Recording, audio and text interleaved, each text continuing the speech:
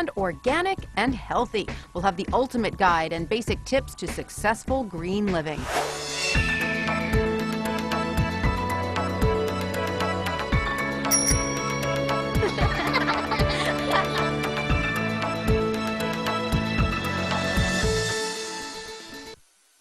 Welcome back to Good Morning America Health. I'm Tanya Rivero. Summer may be right around the corner, but there's still time to shape up and slim down for bikini season. And our next guests say the best way to do this is with natural foods.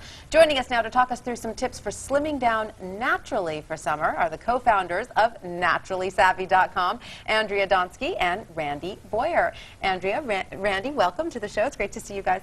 Great to see you too. Thanks for having us. I love the fact that you say, you know, the secret to losing some weight, slimming down, feeling your best is just to eat naturally, correct?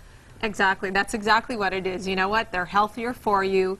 They are higher in complex carbohydrates, and so they keep you fully longer. And so you can go much longer during the day and last longer with these kinds of foods. Fantastic. And you have some examples of the kinds of foods that we should be aiming for to fit into our day. How strict are you about these foods?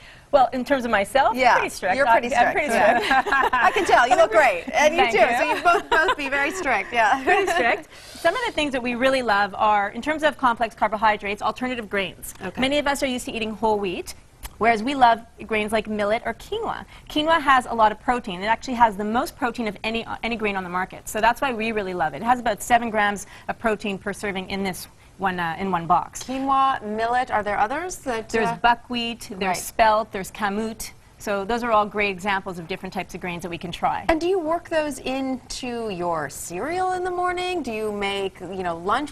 How do you use them? Because a lot of people aren't that used to these grains. Quinoa can be, quinoa or millet, a lot of them can be actually side dishes or even a main dish, like for lunch. You can make it ahead of time and then eat it cold, not necessarily hot. There are companies that are making it easy and putting all the spices inside the box, so it's a quick fix. You just put it together like you'd make rice with seasonings and you're done. And you have it with some nuts and yogurt. Is that to sort of represent added protein in your meal? Absolutely. The Greek yogurt is extremely high in protein, which is why we love it. We love it. And it tastes so good. It tastes delicious, and this one has, you know, in particular has 0% fat. So that's really great, which we love about it too. And protein's really important to start our day off because that really wakes up our brain, and it helps to keep our blood sugar consistent so that we're not reaching for the sugary snacks throughout the day. Right. And that's why, yeah, that's really important. So, you know, start your day off with some eggs, some protein shakes. Those are great. There's, you know, you can use a whey protein, or you can use a vegan protein or vegetable protein, vegetarian protein, so that you don't actually have to go for the dairy. And you have some tips for those among us who have incredible sweet tooths. You know, we think, oh, we're fooling our bodies by using artificial sweeteners. You say that's not so. No, there's some really great alternatives. I mean, you've got agave and honey and regular sugar. Good old sugar is not chemicals, it's not processed. So we need to consider those when we eat.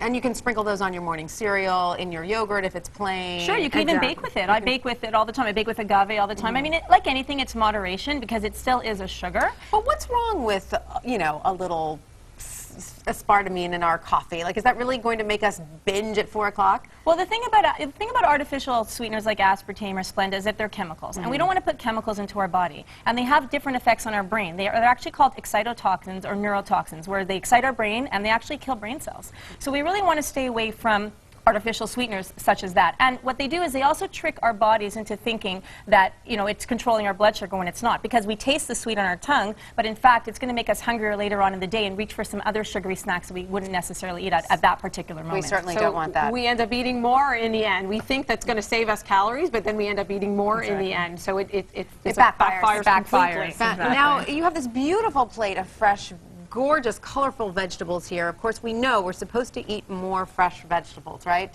It's all about the fiber, because fiber keeps you full longer. And when we talk about fruits and vegetables, they're healthy, they've got nutrients, and they've got fiber, they'll last in your body. So keep them around. Like these apples in the package are fantastic.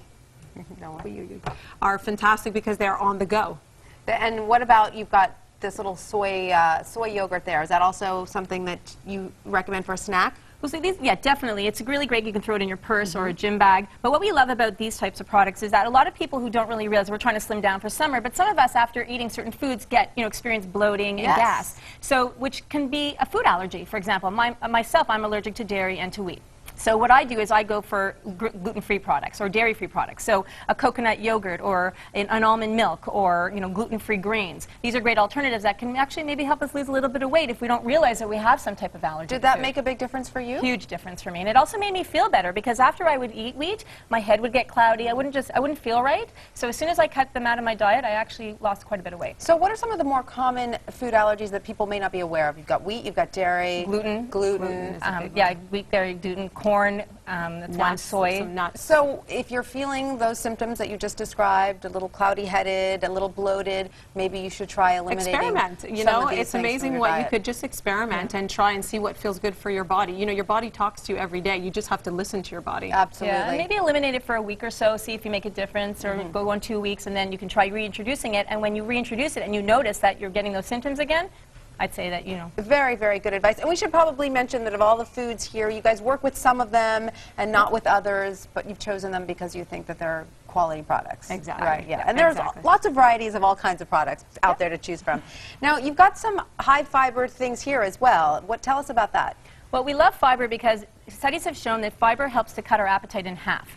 So we can eat more and feel full longer, and it kind of keeps away our hunger. So some of the fiber options that we love would be a high-fiber cereal. This has, for example, 10 grams of cereal in 1 cup, 10 grams of fiber in 1 cup, which is terrific. Chia seeds, another really great source of fiber, and omega-3s, and flax seeds. So these are some ways that we can up our fiber intake. We can sprinkle it onto our cereal. You can put it into yogurt. Really great options in terms of getting your fiber. Flax seed in your smoothie, which is a great option as well. Yeah, no, I remember when I was pregnant, I was eating a lot of flax seeds. It's great. But yeah, they're very, very good for you. Now, of course, we can't forget that there are lots of great sweets out there that are also natural, and if you have a craving for chocolate, you don't have to deprive yourself, right? Exactly. One of my favorites are dark chocolate covered goji berries. Yes, dark delicious. chocolate is high in antioxidants, and the goji berries are high in antioxidants. So between the two, you're going to get that sweet craving satisfaction, and you don't need to eat a lot of them because it's very rich. The nice thing about it, so if you're looking for dark chocolate, it's 70% cacao. So you want to look for that, like Randy said, that it has high antioxidants, but it's rich. So you don't have to eat an entire bar. 2-3 squares, they do the trick. The same thing with a handful of the goji berries. They do the trick to really make you it satisfies your sweet tooth craving, and it doesn't make you reach for more elsewhere. So if you've got the craving, it's okay, go ahead and indulge, but make sure it's natural.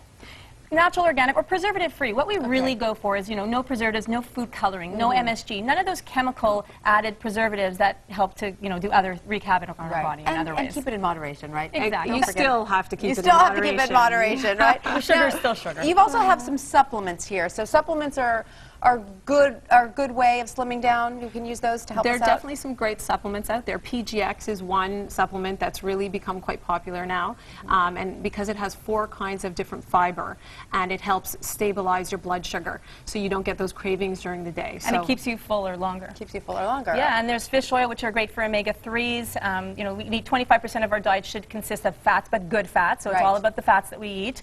Green tea, there's ECGC in green tea, which has been shown to actually help us with weight loss. So go ahead and indulge that cup of tea. and finally, don't forget a good night's sleep, of course, always helps. That's huge. Sleep really is probably one of the most important things that you can do for weight loss, for good health, for feeling good. It's everything. And boy, do we love it. We love to sleep, right? All right, Andrea and Randy, thank you so much to both of you. And don't forget, you can check out more news on ABC News Now, Facebook and Twitter. Just search ABC News Now.